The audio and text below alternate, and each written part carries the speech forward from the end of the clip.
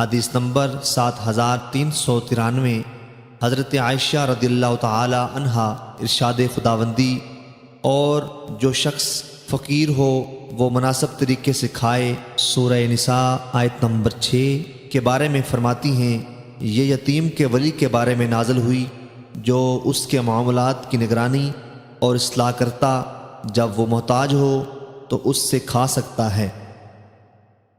حدیث نمبر 7394، ارشاد خداوندی: اور جو شخص مالدار ہو وہ بچتا رہے، اور جو فقیر وہ معروف طریقے سے کھائے۔ سورہ نساء آیت نمبر 6۔ یہ آیت یتیم کے ولی کے بارے میں نازل ہوئی کہ اگر وہ محتاج ہو تو اس یتیم کے مال سے حسب دستور کھا سکتا ہے۔ حدیث نمبر 7395، ایک اور سند کے ساتھ بھی یہ روایت مروی ہے